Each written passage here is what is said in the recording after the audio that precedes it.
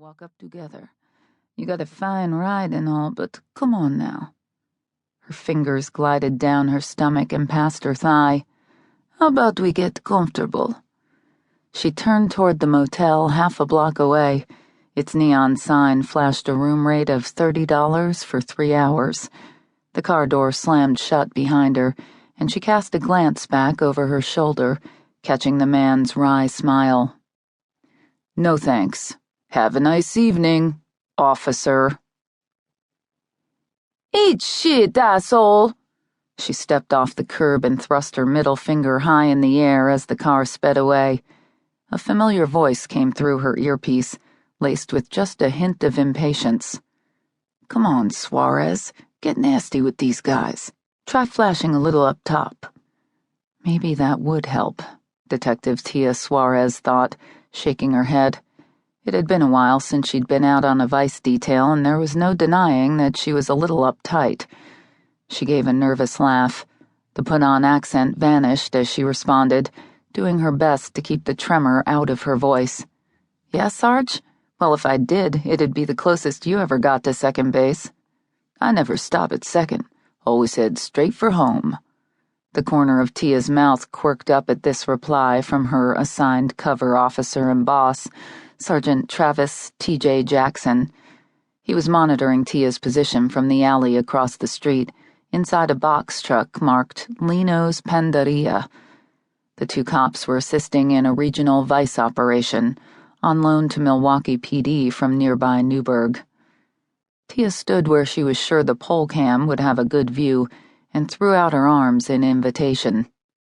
Well, feel free to come on out here. Just because the rule says UCs can't get in the car, don't mean a stud like you couldn't close the deal, right? TJ's voice took on a challenging tone. I don't know, Suarez. That gal Sheila from Milwaukee PD, she didn't have any problems working the corner.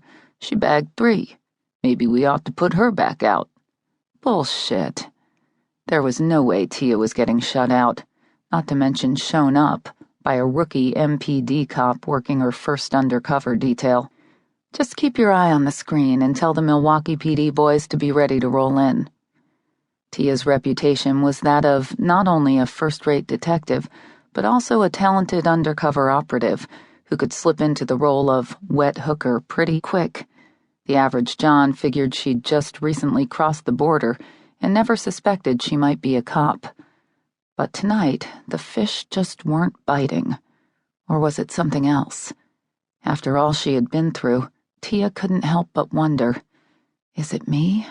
Is it too soon? Again, the buzz in her ear. All right, but remember, you're representing Newburgh PD. His voice was firm, and Tia knew the chiding was only partially lighthearted. Gotta show these city cops we can hang with the big boys.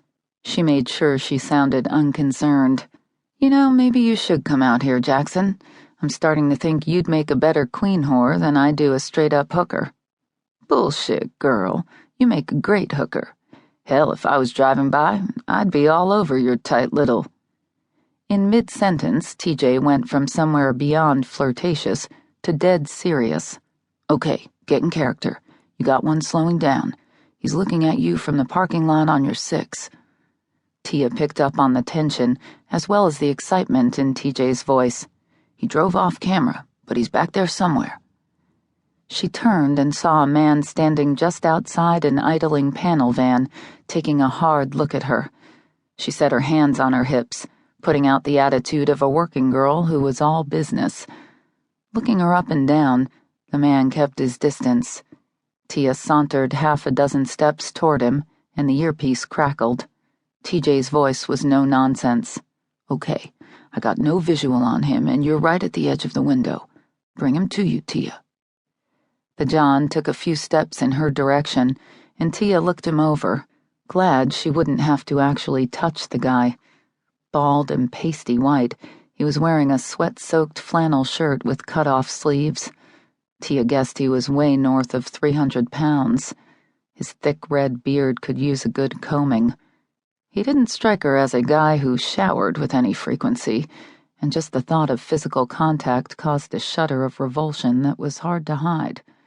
He stopped and called out, "Slide on over."